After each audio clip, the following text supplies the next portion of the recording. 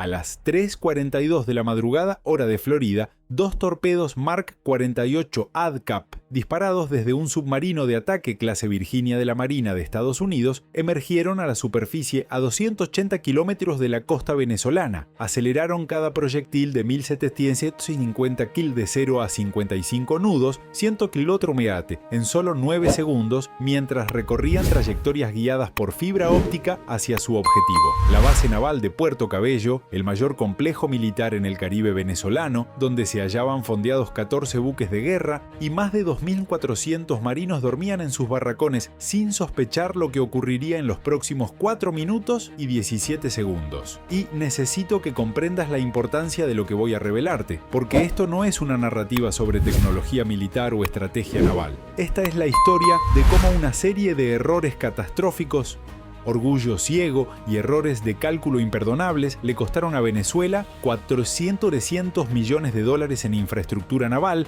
el 62% de su capacidad de proyección marítima y 347 vidas en menos de 48 horas. Pero para entender cómo alcanzamos este punto sin retorno, debes saber lo que ocurrió exactamente 72 horas antes, cuando el alto mando venezolano cometió quizás la peor decisión estratégica en la historia militar moderna del país. Todo se desencadenó cuando el Ministerio de la Defensa en Caracas aprobó un ejercicio militar denominado Soberanía Marítima Absoluta 2025, un ejercicio a gran escala para presumir de unas fuerzas navales reforzadas tras gastar 890 millones de dólares en modernizar la flota en los 2 años anteriores al adquirir 4 corbetas clase Sigma, 3 submarinos costeros clase Skorpen y, lo más polémico, un sistema de defensa costera con misiles antibuque C-802 con un alcance declarado de 180 kilómetros. El plan, según los planificadores militares, era realizar simulacros de intercepción contra objetivos que simularían perfiles de buques de guerra extranjeros, coordinando cazas, helicópteros de ataque K-27 y las nuevas baterías de misiles en una demostración de fuerza para consumo interno y para enviar un mensaje a Estados Unidos sobre las consecuencias de cualquier intervención militar en la región. Y aquí viene el primer error gigante. El ejercicio fue comunicado a la comunidad internacional por los canales diplomáticos correspondientes, pero el mensaje dejó deliberadamente abierto el área geográfica precisa, hablando de aguas vecinas a la zona económica exclusiva venezolana y espacio marítimo de interés estratégico nacional.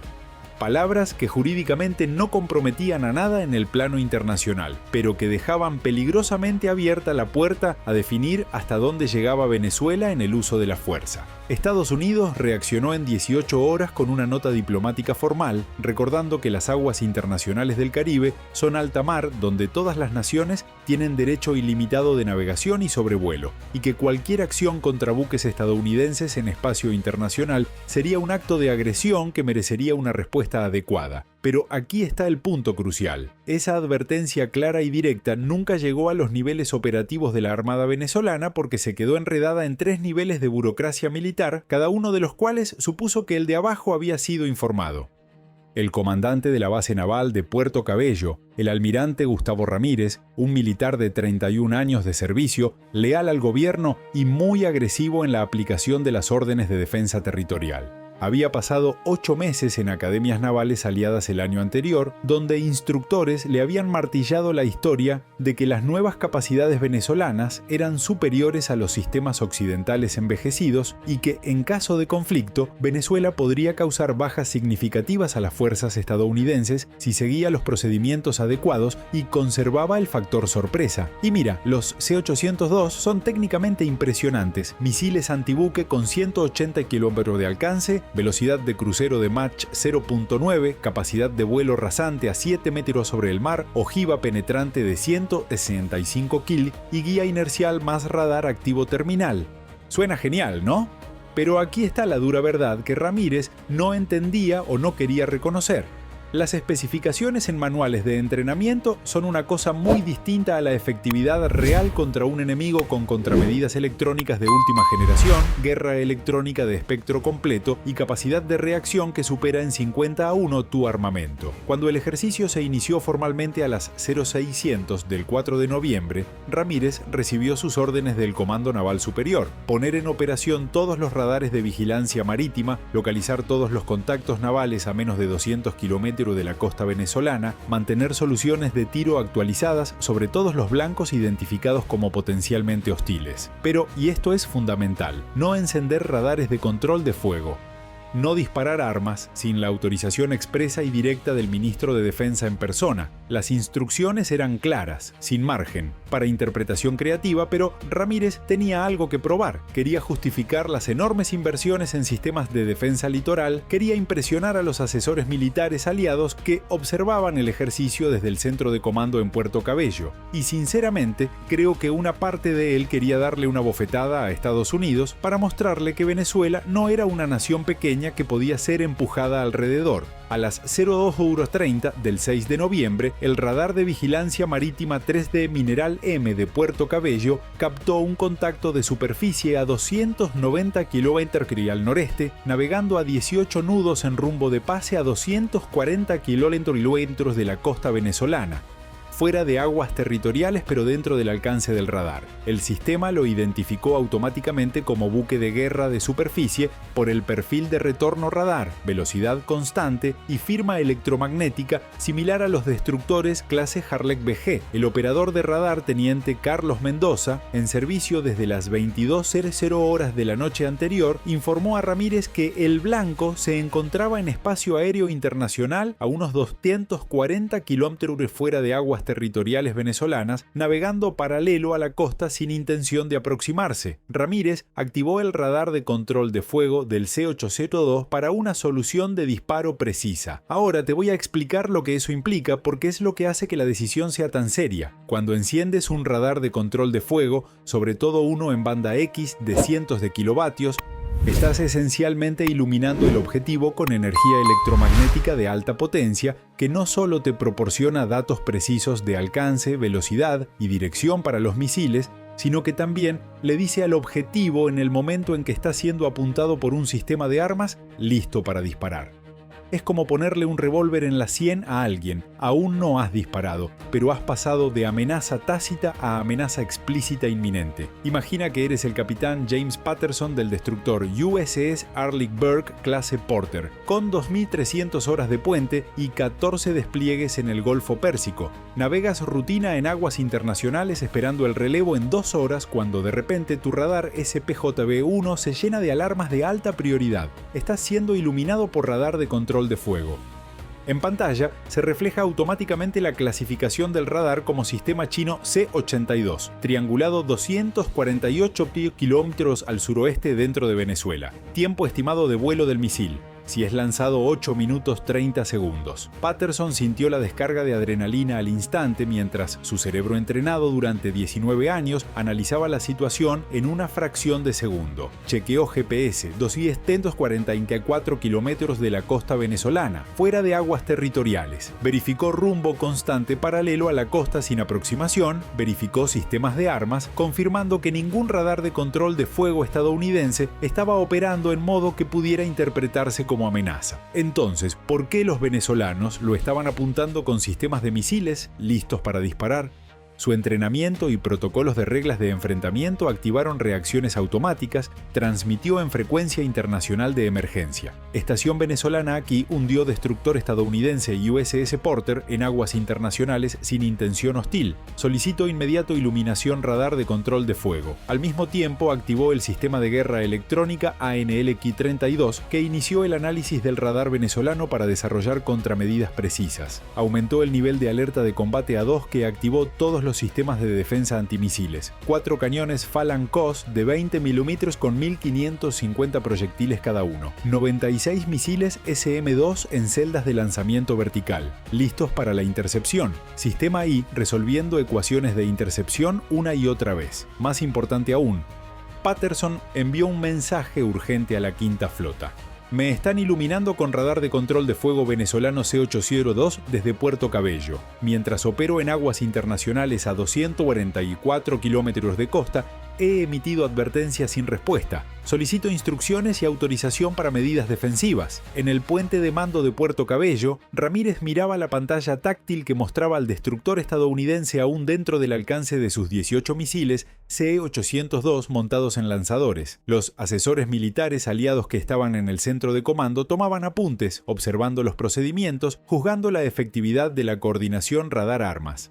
Ramírez quería mostrarles que podía conservar la solución de fuego en objetivos estadounidenses avanzados, incluso si el objetivo activaba contramedidas cuando el sistema de comunicaciones interceptó la llamada de Patterson en inglés solicitando cese de iluminación. Ramírez tomó una decisión que alteraría todo. En lugar de desactivar el radar de control de fuego, como cualquier comandante racional habría hecho después de demostrar capacidad, interpretó la transmisión como confirmación de que había logrado su objetivo de hacer que Estados Unidos reconociera las capacidades venezolanas y decidió mantener la iluminación por 90 segundos adicionales para que los asesores pudieran documentar completamente la secuencia de procedimientos.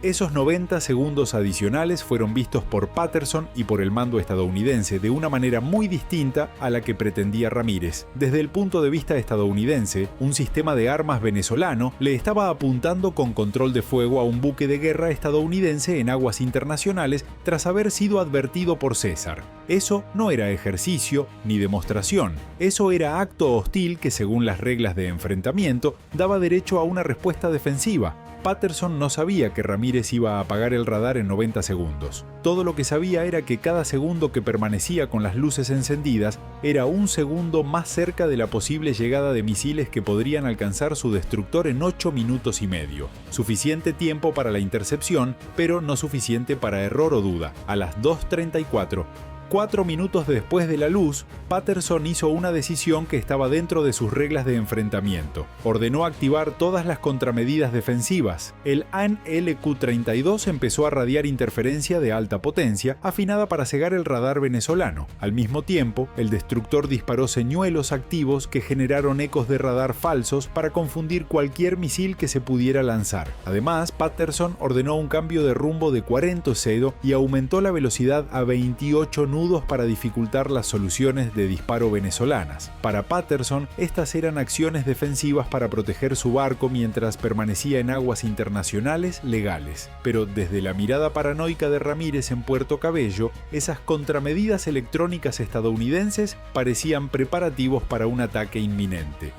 Su razonamiento retorcido fue algo como esto: el destructor estadounidense puso en marcha guerra electrónica ofensiva contra nuestros sistemas, así que trae claras intenciones hostiles, por lo cual es una amenaza inminente que autoriza la legítima defensa anticipada. Es un razonamiento absurdo porque cualquier capitán de barco en el mundo lanzaría contramedidas al ser iluminado por radar de control de fuego. Es una práctica estándar, no una señal de ataque inminente, pero Ramírez ya se había convencido de una historia en la que defendía heroicamente las aguas venezolanas de un invasor imperialista. Los asesores aliados en el centro de comando probablemente influyeron en la decisión porque cuando Ramírez preguntó si las medidas estadounidenses eran provocativas, uno de ellos respondió que en tiempo real de guerra esas acciones se tomarían como preparativos de ataque, según relatos posteriores de testigos, comentario técnicamente cierto, pero totalmente fuera de lugar, ya que no se hallaban en combate real, sino en un ejercicio que se suponía que no implicaba acciones hostiles reales. A las 2:37, Ramírez llamó al Ministerio de Defensa en Caracas para pedir permiso de disparar los misiles. Pero aquí está la cuestión.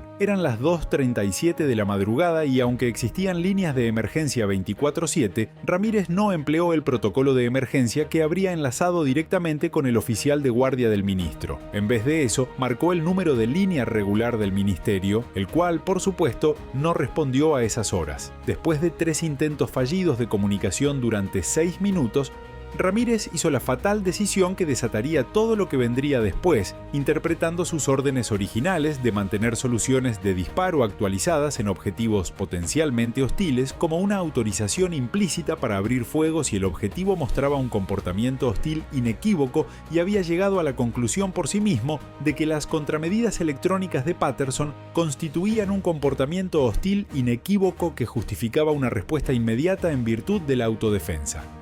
A las 12:43 de la madrugada, Ramírez dio la orden de fuego. Mendoza, quien había estado manejando el sistema siguiendo las órdenes de su comandante, dudó mirando la pantalla que mostraba claramente al objetivo en espacio internacional alejándose de Venezuela, sin acercarse ni mostrar hostilidad real más allá de contramedidas defensivas. Pero disciplina militar, años de obedecer sin cuestionar a sus superiores, se impusieron. Introdujo la secuencia de autorización de lanzamiento en su consola, la computadora del C-802 realizó comprobaciones finales en milisegundos, confirmando que tenía solución de disparo válida con probabilidad de impacto estimada del 73% en función de la distancia, velocidad del objetivo, condiciones atmosféricas y efectividad estimada de contramedidas. 6 lanzadores apuntaron automáticamente al azimut, calculado levantando contenedores de 25 grima. Mendoza apretó el botón rojo de lanzamiento maestro y el infierno se desató. El primer C-802 salió disparado del contenedor con un rugido ensordecedor cuando el motor cohete de combustible sólido se encendió, produciendo 140.000 N de empuje para acelerar el proyectil de 715 kg de 0 a Mach 0,9, de 0 a 1100 km/h en 4 segundos. La columna de fuego iluminó toda la base naval como si fuera mediodía mientras el misil se elevaba en su fase inicial balística en intervalos precisos de 3.2 segundos. Otros 5 misiles fueron disparados en rápida sucesión, cada uno dejando rastros gemelos de fuego y humo que podían verse a 40 kilómetros de distancia. Cuando el sexto misil salió disparado, toda la base estaba envuelta en humo acre de propelente de cohete y el estruendo había activado alarmas de ventanas rotas en edificios a más de 2 kilómetros de distancia.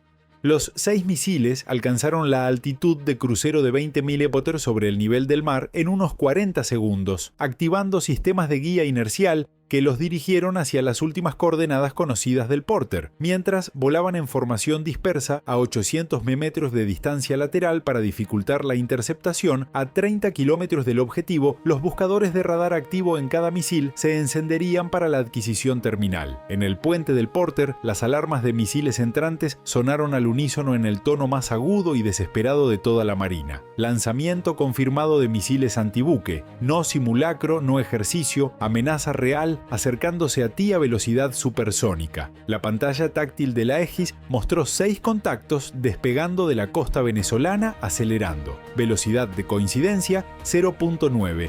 Dirigiéndose directamente a Porter. Tiempo hasta el impacató, 8 minutos 12 segundos. Patterson no perdió un segundo en sorpresa, incredulidad o duda. Gritó 3 palabras que desencadenaron protocolos que la tripulación había ensayado 1000 veces, pero que nunca habían tenido que llevar a cabo ante una amenaza real. Misiles enemigos, contramedidas antimisiles. Ahora el oficial de armas pulsó la secuencia de activación que puso todo el sistema de armas de Ellis en modo de defensa antimisiles autónomo. Las computadoras iniciaron las ecuaciones de guía para los 6 misiles que se aproximaban, asignando 2 misiles SM por amenaza, ya que con 6 misiles en ataque simultáneo no tenía margen de error, necesitaban redundancia total. En cubierta, las celdas de lanzamiento vertical se abrieron con siseos neumáticos, revelando los primeros 12 misiles SM-2 de 4.7 metros de largo a la espera de órdenes de lanzamiento. El sistema realizó los cálculos en 2.3 segundos e inició secuencia de intercepción. El primer SM-2 salió disparado de su celda en una bocanada de gases de escape que sacudió todo el destructor, acelerando en vertical antes de inclinarse sobre una trayectoria de intercepción en intervalos de 1,8 segundos. Otros 11 misiles siguieron, cada uno con un costo de 1.2 millones de dólares, lanzados para proteger un barco de 100 y 800 millones y 380 vidas sin precio. Era una salva defensiva de 144.004 millones de dólares en municiones gastadas en menos de 20 segundos. Pero nadie estaba pensando en gastos, sino en supervivencia. Patterson ordenó al mismo tiempo una maniobra evasiva de máxima velocidad, haciendo girar el destructor sobre sí mismo al tiempo que aceleraba a máxima velocidad de combate de 32 nudos. Los 4 sistemas Falang CWS activaron sus radares de seguimiento en busca de los misiles que se acercaban, listos para la última defensa. Recursos y los SM-2 fallaban. Cada Falx podía disparar 4.500 proyectiles por minuto, formando literalmente una pared de metal entre el misil y el barco en los últimos segundos antes del impacto. Pero lo que es más importante,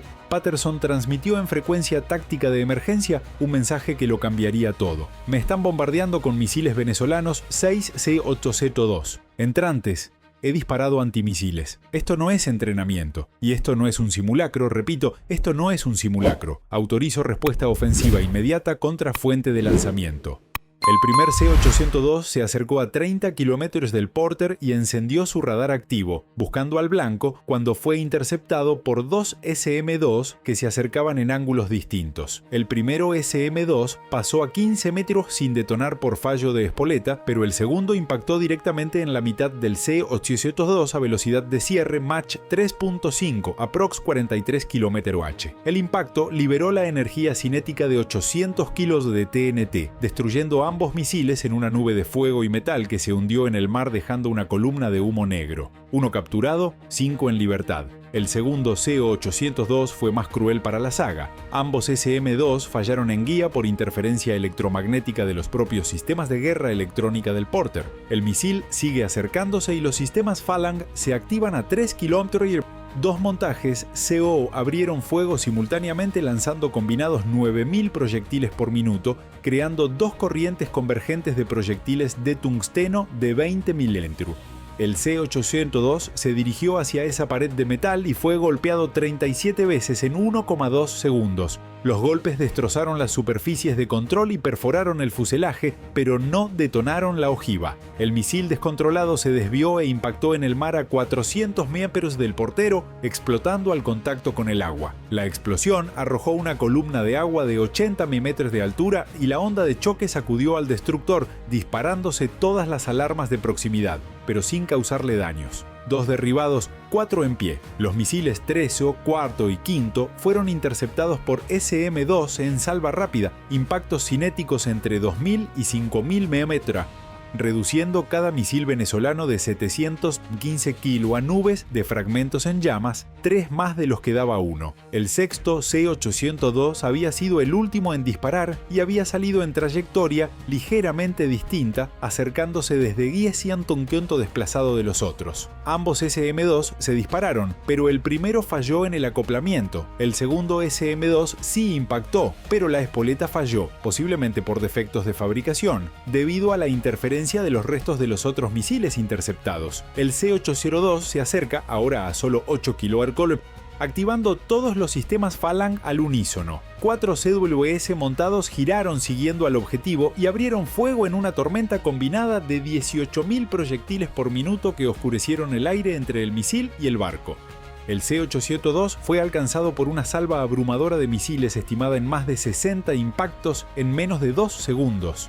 El cuerpo del misil se desintegró, pero la ojiva armada de 175 kg siguió volando por inercia. Se sumergió en el agua a solo 180 metros del costado de estribor del Porter y explotó. La explosión bajo el agua lanzó una onda de choque a través del agua que golpeó el casco del destructor con la fuerza de un martillo de 300 toneladas. Patterson sintió el golpe como un latigazo que sacudió todo el barco de proa a popa. Las alarmas sonaron señalando daños estructurales. El oficial de control de daños informó inmediatamente grieta de 4 metros en casco bajo línea de flotación en sala de máquinas N.2, entrada de agua a razón de 2.000 LMIN, bombas de achique en funcionamiento automático, pero el buque conservaba su integridad estructural general y todos los sistemas de combate seguían operativos. Patterson respiró por primera vez en lo que parecieron horas, pero habían pasado solo 7 minutos y 34 segundos desde el primer lanzamiento venezolano. Envió informe. He interceptado 5 de 6 misiles. El sexto explotó cerca. Daño menor en casco con entrada de agua controlada. Tripulación ilesa, sistemas de combate completamente operativos, sosteniendo posición.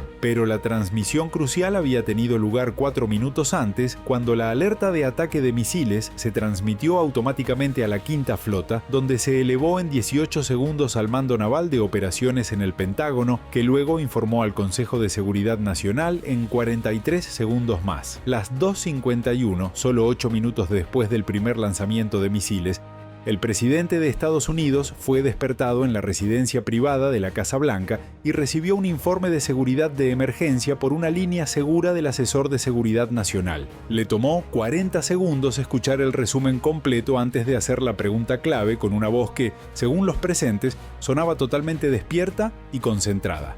A pesar de la hora, la tripulación del Porter está segura. Sí, señor destructor, daños menores controlados, todos los sistemas en línea. El presidente entonces hizo la segunda pregunta que decidiría todo lo demás. ¿Esto fue error de un comandante local fuera de control o ataque coordinado autorizado por el gobierno venezolano? El asesor respondió: todavía no estamos seguros, señor, pero por el hecho de que se lanzaron 6 misiles en una salva coordinada desde la principal base naval, no desde una posición periférica, lo que indica un alto nivel de mando y autorización. Además, el radar de control de fuego estuvo encendido 4 minutos antes del lanzamiento, tiempo suficiente para que el Comando Superior venezolano interviniera si el comandante local estaba actuando sin autorización. El presidente, un exfiscal federal que estaba acostumbrado a decidir en situaciones de alto riesgo con información incompleta, pronunció palabras que fueron registradas textualmente en el Acta de Seguridad Nacional. Un ataque con misiles a un buque de guerra estadounidense en aguas internacionales es un acto de guerra, haya sido por error o a propósito.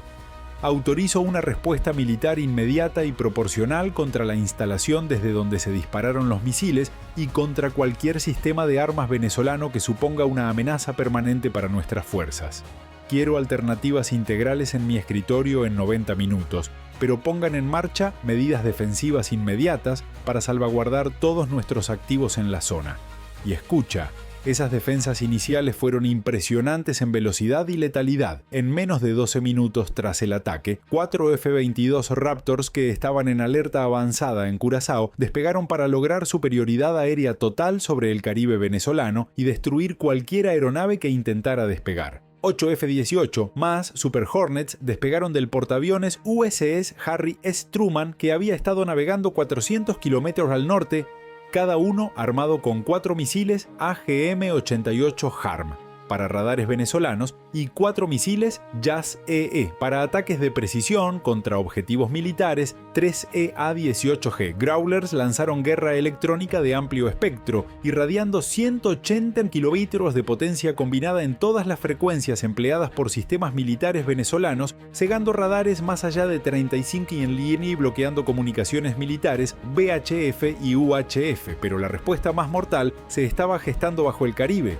El submarino clase Virginia USS Mississippi, en patrulla a 320 kilómetros de la costa venezolana, recibió la máxima alerta: acérquese a distancia de ataque de Puerto Cabello y prepare ataque con misiles crucero Tomahawk a base naval. Objetivos específicos: misil C-802, ataque radar de control de fuego, centro de mando naval, almacenes de municiones y muelles de acorazados anclados. El capitán del Mississippi, Sarah Chen, 16 años de servicio submarino, veterana de operaciones encubiertas en el Pacífico, reconoció la orden y aceleró a 25 nudos en profundidad de 150 metros, en silencio total, su propulsión nuclear sin firma acústica detectable más allá de 5 kilómetros. A las 3:20, el Mississippi se halló en posición de ataque a 280 kilómetros de Puerto Cabello. Con la distancia cubierta en 38 minutos, Chen llevó el submarino a profundidad de periscopio de 18 metros, desplegó mástil de comunicaciones para la última actualización de inteligencia de objetivos y autorización de lanzamiento. La autorización llegó con máxima prioridad, firmada digitalmente por el Comando de Operaciones Navales. Estás autorizada para disparar 12 Tomahawk contra objetivos especificados en Puerto Cabello. Ejecución inmediata, buena casa. Chen mandó preparar tubos lanzadores para misiles crucero. En la sala de torpedos, la tripulación confirmó que los 12 Tomahawk estaban cargados con las coordenadas de objetivos actualizadas y programadas para un ataque escalonado en el que todos los misiles golpearían dentro de una ventana de 90 segundos para maximizar la destrucción y minimizar el tiempo de reacción venezolano. Cada Tomahawk portaba una ojiva de penetración de 450 kil capaz de destruir casi cualquier estructura militar. A las 3:29, Chen dio la orden que sellaría el destino de Puerto Cabello. Salva completa. Ahora los 2 primeros Tomahawks salieron de sus tubos con 6 segundos de intervalo, cada eyección creando una columna de burbujas que rompía la superficie mientras la cápsula de misil salía. A 10 Mirmer sobre el agua, el motor cohete de refuerzo se encendió, acelerando el misil a 880 km mientras ascendía. En intervalos regulares, 10 más fueron lanzados hasta que los 12 estaban en el aire, dirigiéndose hacia Venezuela desde el norte. Los misiles se sumergieron a altitud de crucero de 50 milímetros sobre el mar y conectaron sistemas de navegación por correlación de terreno asistidos por GPS que les permitirían seguir rutas preprogramadas con una precisión de 3 metros. A las 3:33, 4 minutos después del lanzamiento, los 12 Tomahawk cruzaron hacia espacio aéreo venezolano a 880 km, a solo 50 metros de altitud, por debajo del horizonte radar de la mayoría de sistemas venezolanos, pero los radares costeros de Puerto Cabello detectaron algunos de los misiles a 40 kilómetros, aunque la guerra electrónica estadounidense estaba degradando severamente su eficacia, convirtiendo ecos claros en fantasmas intermitentes. El jefe de la defensa aérea de la base intentó activar batería de misiles antiaéreos, Pechora, pero el radar de control de fuego fue detectado rápidamente por Growler, que ordenó EA-18 para lanzar 2 HARM. Los misiles antirradar recorrieron 60 kilómetros en 52 segundos y destruyeron el radar antes de que pudiera calcular una solución de disparo contra los Tomahawk que se acercaban. Los primeros 4 Tomahawk entraron en su fase terminal a las 03:42, iniciando maniobras de adquisición de blanco. Los buscadores infrarrojos se encendieron comparando la imagen real con las imágenes de referencia almacenadas hasta que cada misil verificó una identificación positiva de su objetivo designado. El primer Tomahawk estaba programado para golpear el centro de comando naval, el edificio fortificado de 3 pisos desde donde Ramírez había dado la orden de disparar los C-802. El misil corrigió su trayectoria en los últimos 500 metros, descendiendo hasta 10 milímetros sobre el suelo antes de elevarse en un arco pronunciado para golpear el techo, el eslabón más débil de la cadena. Perforó 3 pisos de hormigón armado antes de que su ojiva de 450 kil explotara en el interior. La explosión derrumbó todo el edificio hacia adentro, matando en el acto a las 23 personas que se encontraban en el centro de mando, incluida la Ramírez, que murió sin saber que sus 90 segundos adicionales de iluminación de radar habían provocado esta respuesta mortal. 2 segundos después, un segundo Tomahawk golpeó el edificio que albergaba el sistema de radar de control de fuego del CH-82. La explosión destrozó todo el edificio, reduciendo a cenizas 40 millones en equipo. El tercer misil impactó contra los lanzadores de misiles C-802 que aún permanecían en posición de disparo tras el ataque a Porter, con sus contenedores vacíos. La explosión destruyó 6 lanzadores más 12 misiles C-802 adicionales que se almacenaban al lado. Las ojivas de los misiles almacenados detonaron en reacción en cadena, generando una explosión secundaria masiva de 18 toneladas de TNT que fue registrada por sismógrafos a 80 kilómetros de distancia como un temblor de magnitud 2.1. La bola de fuego se elevó 200 metros e iluminó toda la ciudad de Puerto Cabello como si fuera mediodía. El cuarto Tomahawk bombardeó el principal depósito de municiones que contenía no solo misiles adicionales, sino también torpedos proyectiles de artillería y explosivos, unos 600 toneladas en total. La penetración y explosión del Toma desató una reacción en cadena que transformó todo el complejo en un volcán artificial. La explosión fue tan grande que rompió ventanas a 12 kilómetros de distancia y generó una onda de choque que tumbó árboles en un radio de 400 metros.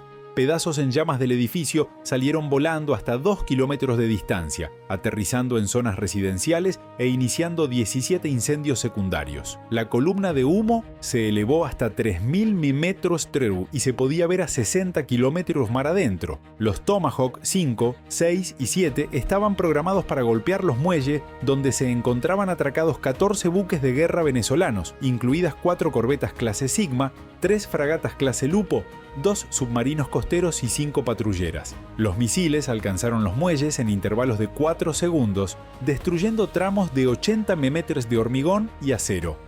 La corbeta Mariscal Sucre fue alcanzada directamente y el proyectil se introdujo en el casco y estalló en la sala de máquinas. La explosión destrozó el barco en 2 partes que se hundieron rápidamente. 47 hombres que estaban en guardia nocturna murieron en los primeros 30 segundos. La fragata Almirante Bray recibió impactos de grandes trozos del muelle, destruido, que atravesaron su casco en varios puntos. El barco se inclinó fuertemente y el capitán dio la orden de abandonar el barco. 12 hombres no pudieron salir antes de que la fragata se volcara por completo 8 minutos después. El submarino costero clase Skorpen, que se encontraba en carena, fue alcanzado por Thomas W.K., que golpeó directamente en el casco abierto.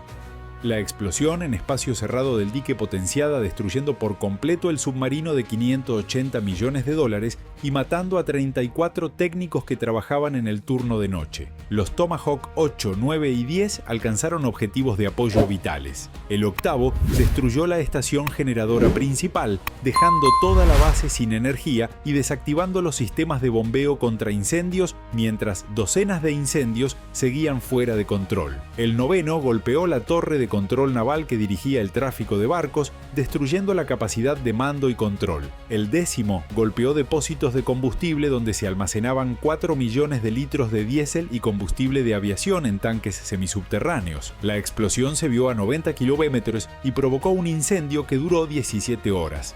Los Tomahawk 11 y 12 habían sido designados como reservas para ataques oportunistas contra objetivos secundarios. El sistema de inteligencia a bordo identificó que el edificio de cuartel general con 400 efectivos navales no había sido alcanzado y reorientó los 2 misiles. Los golpes en estructura de 5 pisos derrumbaron 3 pisos, dejando 89 muertos y 234 heridos, muchos atrapados bajo los escombros. Fue la mayor pérdida de vidas en el ataque y la escena más aterradora, con equipos de rescate trabajando durante 36 horas para sacar sobrevivientes. A las 3:46, 17 minutos después del primer disparo desde Mississippi, el ataque había terminado. 12 de 12. Thomas Hawk había golpeado objetivos con precisión quirúrgica. El daño a Puerto Cabello era abrumador. El centro de mando naval destruido.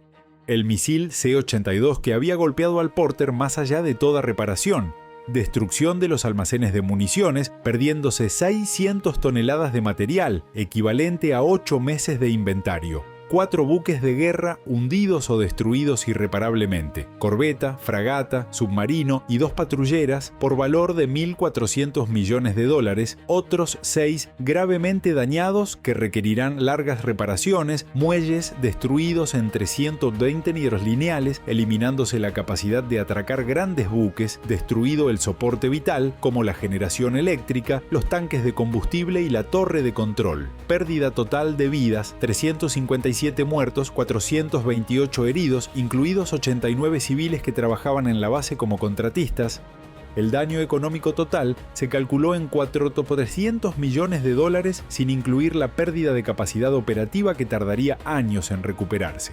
Pero la respuesta estadounidense no se detuvo allí, porque el presidente había dado luz verde para eliminar cualquier amenaza persistente y Puerto Cabello no era la única base capaz de atacar fuerzas estadounidenses. Las 410 6B-1B Lancers que habían despegado de base en Texas llegaron a posición de lanzamiento sobre Caribe Internacional y lanzaron salva combinada de 48 misiles de crucero y SSM de 370 kilómetros de alcance contra 3 bases navales venezolanas más en La Guaira, Carúpano y Guiria. Los misiles siguieron trayectorias similares a las de los Tomahawk, alcanzando objetivos entre las 520 y 525, destruyendo más radares, centros de mando, instalaciones de misiles y barcos atracados. El total combinado de las 2 oleadas de ataques destruyó 23 buques de guerra venezolanos, el 62% de su flota de superficie. Destrucción de todos los sistemas de misiles antibuque costeros C-8 en las 4 bases principales. Destrucción de 18 radares de vigilancia y control de fuego, suprimiendo la capacidad de detección más allá de 40 kilómetros. Destrucción de 7 centros de mando naval, desmantelando por completo la cadena de mando. Pérdidas humanas totales, 891 muertos, 1.247 heridos. Pérdidas económicas totales, 900 millones, 4 veces el presupuesto anual de defensa de Venezuela. A las 6:30 de la mañana, cuando el sol comenzaba a asomarse sobre Venezuela, las 4 principales bases navales del país ardían en humo negro que se elevaba por miles de metros en columnas visibles desde satélites meteorológicos.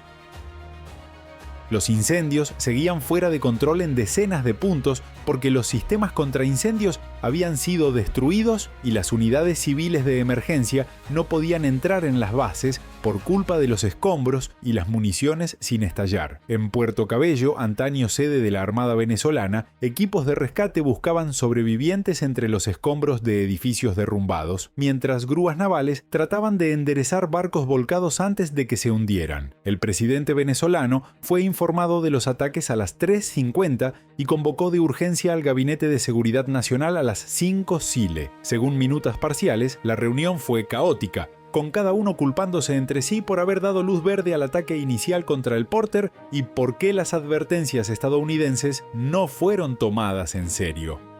Ramírez estaba muerto, sin poder justificar sus acciones. Mendoza estaba en el hospital en shock psicológico. Los consejeros aliados habían sido retirados en silencio y no estaban disponibles para ser interrogados. El ministro de Defensa rindió informe lapidario. Venezuela había perdido 60% de su capacidad naval de superficie, 100% de capacidad de misiles antibuque costeros, 75% de capacidad de vigilancia radar marítima, capacidad de proyección de poder naval más allá de aguas territoriales reducida a cero. Plazo estimado para reconstruir capacidades con los presupuestos actuales, 12-15 años, si las sanciones internacionales no impidieran la compra de equipos. Costo de reconstrucción estimado en $1.000 millones, 6 veces el presupuesto anual de defensa. El mandatario venezolano, en medio de la peor crisis militar en tiempos recientes, tomó la decisión inevitable, dispuso el cese inmediato de toda acción militar que pudiera ser considerada de naturaleza hostil, el regreso a puerto de todas las unidades navales, la desconexión de todos los radares militares, con excepción de los imprescindibles para el control del tráfico aéreo civil. Envío de nota diplomática a Estados Unidos disculpándose formalmente, plena investigación, total cooperación y compensación. A las 7:15, el embajador de Venezuela en Washington entregó personalmente nota diplomática al Departamento de Estado. El documento admitía que comandantes venezolanos sin autorización adecuada habían atacado injustificadamente a fuerzas estadounidenses en aguas internacionales en violación del derecho internacional.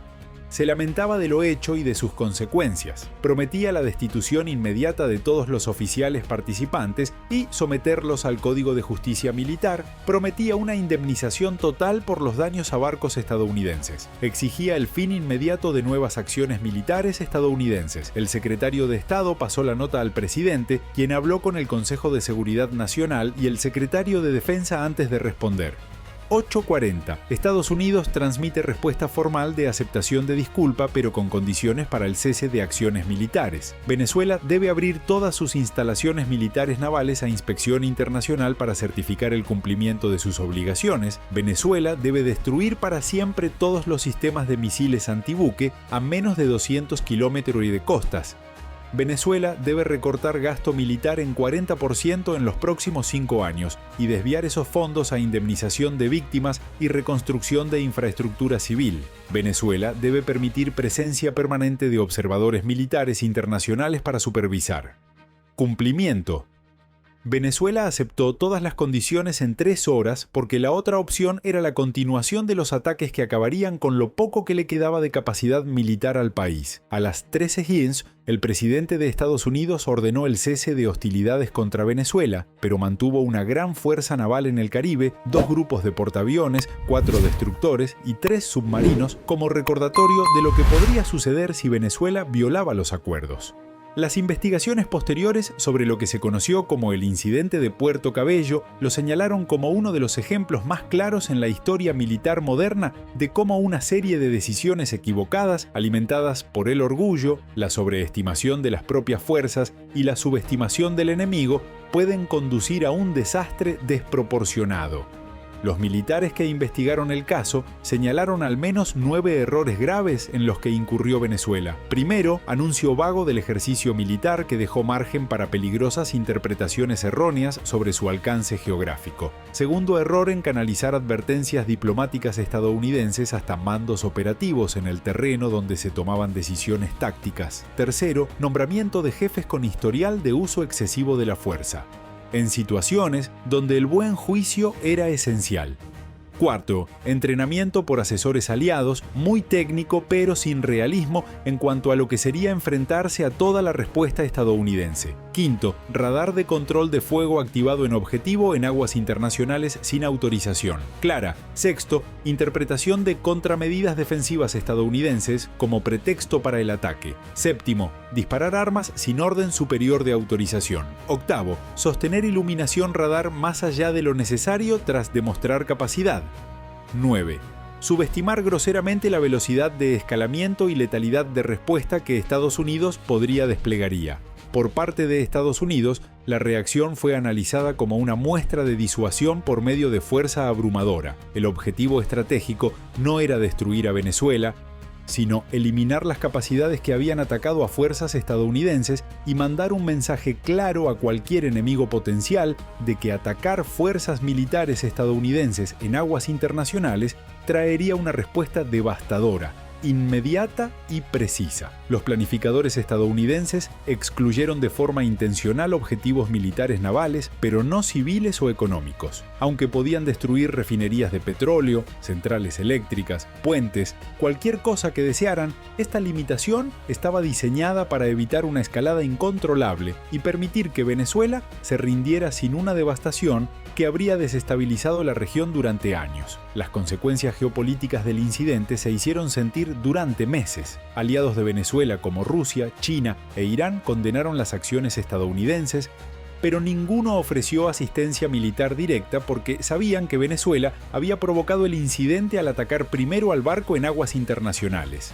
Rusia, que había vendido muchas de las armas destruidas, radares, misiles, etc., protestó formalmente, pero en privado, asesores militares rusos admitieron que Venezuela había sido imperdonablemente imprudente. China, que había gastado miles de millones en proyectos de infraestructura en Venezuela y tenía miles de millones más en préstamos pendientes, estaba preocupada por la seguridad de sus inversiones y presionó silenciosamente a Venezuela para que aceptara todas las condiciones estadounidenses y evitara una mayor escalada que podría colapsar por completo la economía del país. En Estados Unidos, la respuesta militar fue apoyada por ambos partidos políticos, y demócratas y republicanos, quienes coincidieron en que atacar un buque de guerra estadounidense en aguas internacionales era inaceptable y merecía una respuesta contundente. El presidente obtuvo mejores valoraciones por el manejo de crisis, llegando a un 71% en las encuestas posteriores. Incluso críticos de siempre de la política exterior intervencionista admitieron que en esta ocasión Venezuela había cometido acto de guerra y respuesta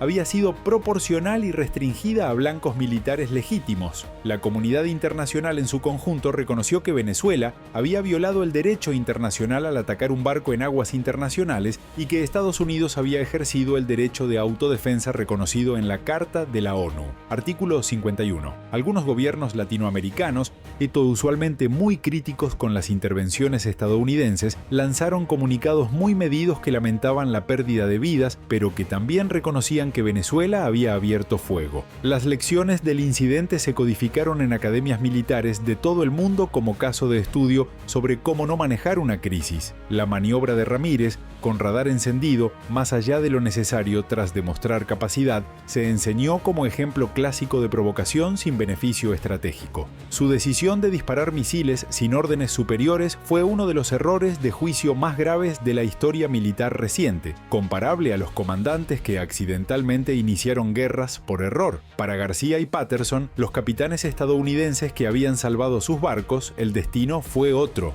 García fue galardonado con la Cruz de la Marina, la segunda condecoración más alta de la Marina de los Estados Unidos, por heroísmo extraordinario en combate. Su evasión de último momento del torpedo venezolano se convirtió en material de estudio para todos los comandantes de submarinos como ejemplo de compostura bajo fuego y ejecución de maniobras complejas con precisión milimétrica cuando cada segundo contaba.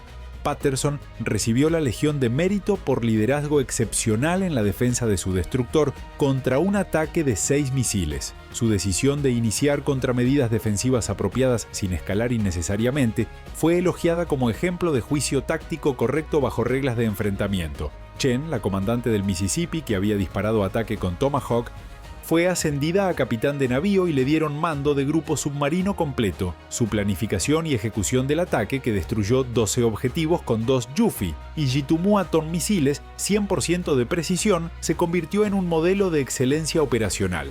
Irónicamente, los 3 oficiales estadounidenses se reunieron 6 meses después en una ceremonia en el Pentágono para contar su historia a un grupo de oficiales en formación avanzada. García calificó los 90 segundos que pasó esquivando a Torpedo como los más largos de su vida. Patterson habló de la necesidad de una formación repetitiva para que se puedan realizar de forma automática en situaciones de máxima tensión. Chen recalcó la importancia de la inteligencia exacta y la cuidadosa planificación que habían hecho posible que cada Tomawara objetivo cayera exactamente como se había planeado. Para las familias de los 347 venezolanos asesinados en los ataques estadounidenses, la historia fue una tragedia. Muchos eran técnicos no combatientes en bases haciendo mantenimiento de rutina cuando misiles cayeron. Otros eran guardaespaldas, administrativos, cocineros que nunca imaginaron estar en zona de combate real. Las familias fueron indemnizadas por el gobierno venezolano, que había reconocido la culpabilidad de sus comandantes, pero no había dinero suficiente para comprar vidas. En Puerto Cabello se erigió un monumento con los nombres de todos los fallecidos grabados en mármol negro, similar al monumento de Vietnam en Washington.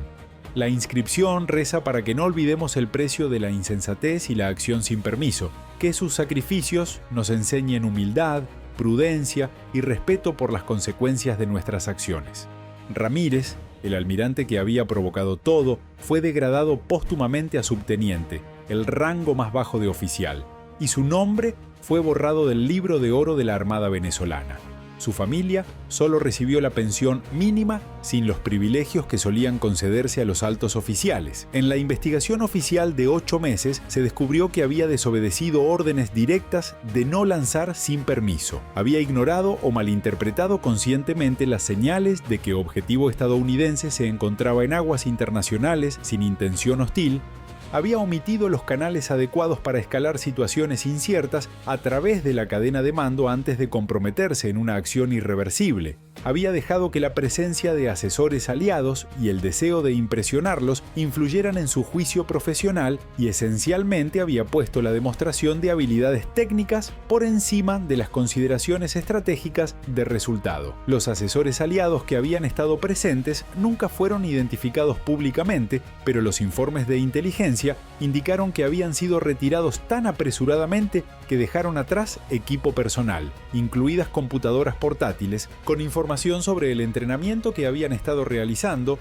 El análisis de ese material reveló que el entrenamiento se había centrado en las capacidades ofensivas de los sistemas venezolanos sin dar contexto realista sobre sus limitaciones o lo que esperar de un enemigo superior. Era capacitación para vender más armas, no para formar comandantes para hacer juicios sensatos en una crisis real. Para Estados Unidos, el incidente confirmó la doctrina de mantener una fuerza naval mundial masiva y de respuesta rápida. La capacidad de cambiar de ataque a respuesta devastadora, coordinada de submarinos bombarderos, destructores y cazas en menos de 12 horas validó las inversiones en capacidades de proyección de poder. El mensaje no era solo para Venezuela, sino para cualquier enemigo potencial: China, Rusia, Irán, Corea del Norte. Que cualquier ataque contra activos estadounidenses sería respondido de una manera que ninguno de ellos podría esperar igualar en velocidad, escala o precisión. Fue una ilustración de por qué el presupuesto de defensa de $850.000 millones al año de Estados Unidos, unas 11 veces el presupuesto militar combinado de todos los adversarios potenciales, generaba capacidades que nadie más podía igualar. En los años que siguieron, Venezuela reconstruyó lentamente unas fuerzas navales rudimentarias, pero nunca recuperó el lugar que ocupó antes del incidente. Las condiciones de los tratados con Estados Unidos le habían cerrado el acceso a ciertos tipos de armamento.